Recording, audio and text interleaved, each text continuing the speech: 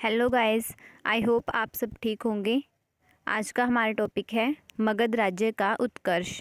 ठीक है, जो मगध डायनेस्टी थी उसके बारे में हम पढ़ेंगे। ठीक है, आज ये हमारा टॉपिक स्टार्ट होगा। इसमें कई डायनेस्टी आई हैं तो सबके बारे में हम पढ़ेंगे। ठीक है, तो चलिए शुरू करते हैं। मगध के सबसे प्राचीन वंश के शासक संस्थापक बृहद्रथ था।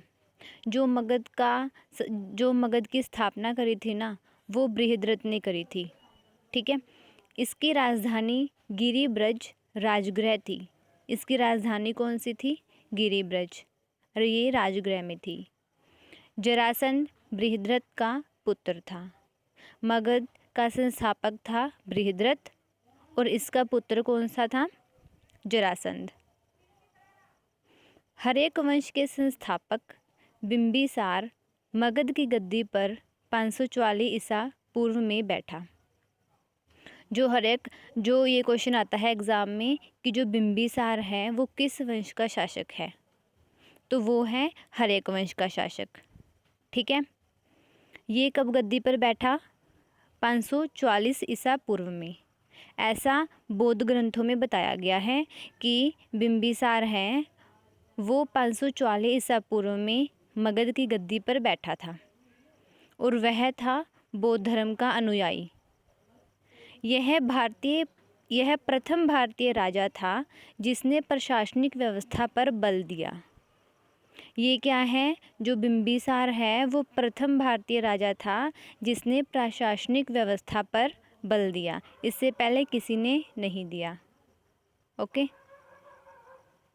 बिंबिसार ने ब्रह्मदत्त को हराकर अंगराज्य को मगध में मिला लिया। जो बिंबिसार है ना, उसने एक ब्रह्मदत्त राजा है उसको हराया।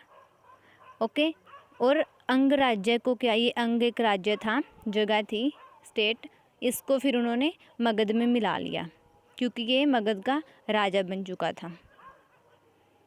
और बिंबिसार ने क्या किया? इन्होंने राजगृह का निर्माण किया पहले और फिर उसको अपनी राजधानी बना लिया। इसने 52 वर्षों तक शासन किया। मगध पर जो बिंबिसार था उसने 12 वर्षों तक शासन किया। महात्मा बुद्ध की सेवा में बिंबिसार ने राजवैद्य जीवक को भेजा।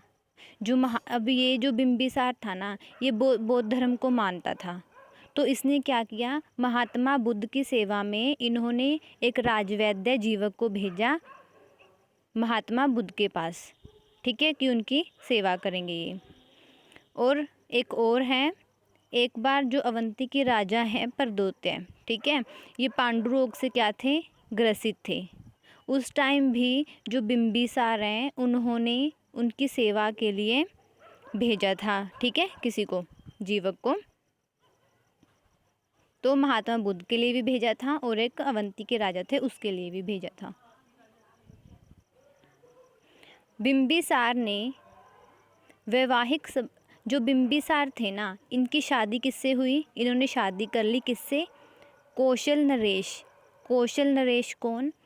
प्रसेनजित राजा हैं कौशल नरेश, उसकी बहन है महाकौशला।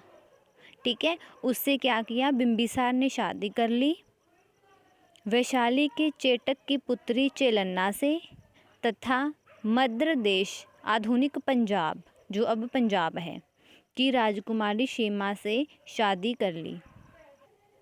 ठीक है, इन्होंने क्या किया? इससे शादी कर ली।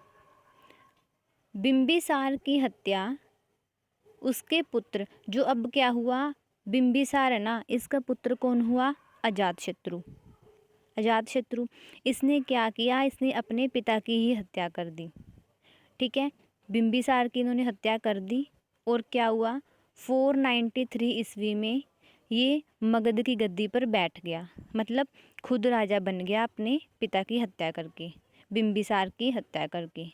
ओके, इसका उपनाम क्या था? जो हम उपनाम वैसे दे देते हैं किसी को, क्या था? कुणिक। लोग इसको कुणिक कहते थे। और ये क्या था? शुरू में ये जैन धर्म का अनुयायी था। हमने पढ़ा कि बिंबिसार क्या था, बौद्ध धर्म का अनुयायी था, वो बौद्ध धर्म को मानता था, है ना।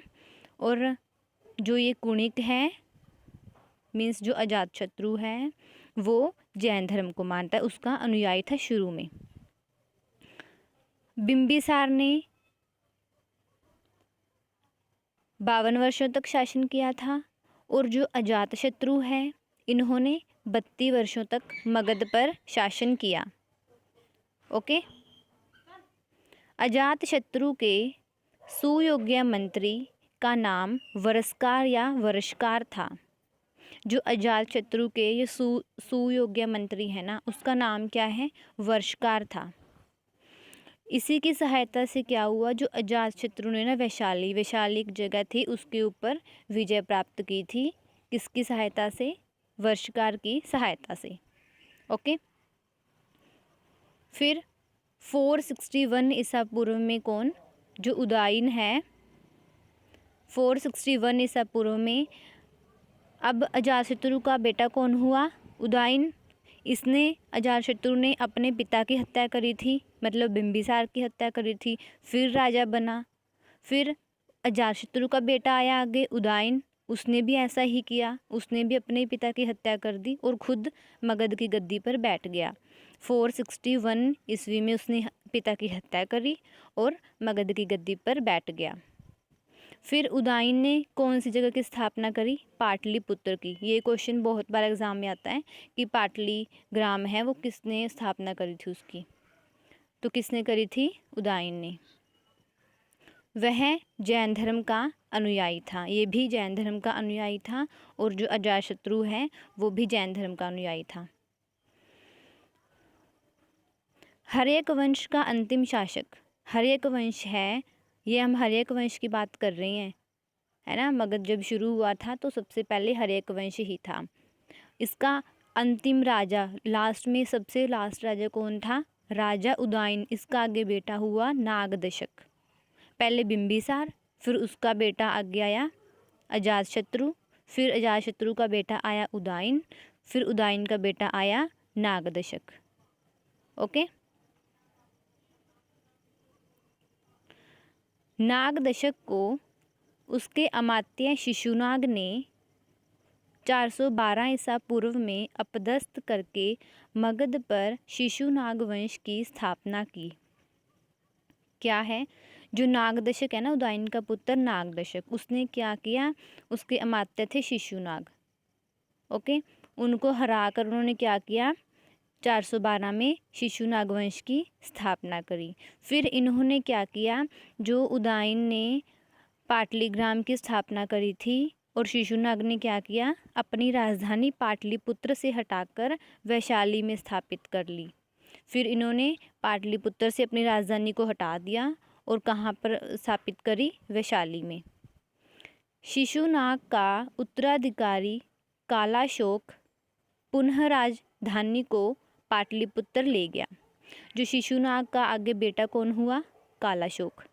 ये वापस से क्या हुआ, पाटलिपुत्र में ले गया अपनी राजधानी को। और शिशुनाग वंश का अंतिम फिर राजा कौन हुआ, नंदीवर्धन। यहाँ पर जो शिशुनाग वंश है उसकी वो ख़त्म होता है, इससे पहले था हर्यक वंश, वो ख़त्म हुआ। फिर अब शिशुनाग वंश का अंतिम शासक राजा कौन हुआ, नंदीवर्धन। अब आया नंदवंश। ये इम्पोर्टेंट क्वेश्चन है कि नंदवंश का संस्थापक कौन था, महापद्मनंद। ठीक है, महापद्मनंद है वो नंदवंश का संस्थापक था। और अंतिम शासक भी पूछा जाता है, ये कौन है, ये घन्नानंद है। ठीक है, नंदवंश का संस्थापक कौन है, महापद्मनंद, और अंतिम शासक हैं घन्नानंद। ये सिकंदर के समकालीन था, ये था सिकंदर के समकालीन। इसने क्या किया, चंद्रगुप्त और धनानंद दोनों के बीच में क्या होता है, युद्ध होता है, जिसमें चंद्रगुप्त मौर्य है वो धनानंद को हरा देते हैं, है ना, और मगध पर शासन करते हैं। तो चंद्रगुप्त मौर्य ने क्या किया, युद्ध में पराजित कर दिया और मगध पर एक नए वंश मौर्य वंश की स्थापना की। यहाँ पर नंदवंश भी खत्म हुआ, हमने पढ़ा हर्यक वंश, उसके बाद शिशुनाग वंश और नंदवंश, है ना। अब कौन सा शुरू हुआ? मौर्य वंश। ये हम नेक्स्ट वीडियो में पढ़ेंगे, ठीक है। आई होप आपको समझ आ गया होगा ये हमने जो 3 वंश पढ़े हैं, 4 वंश, ठीक है। अगर आपको कुछ पूछना हुआ तो आप कमेंट कर देना, ओके। मिलते हैं अगली वीडियो में। जय हिंद, जय भारत, थैंक यू।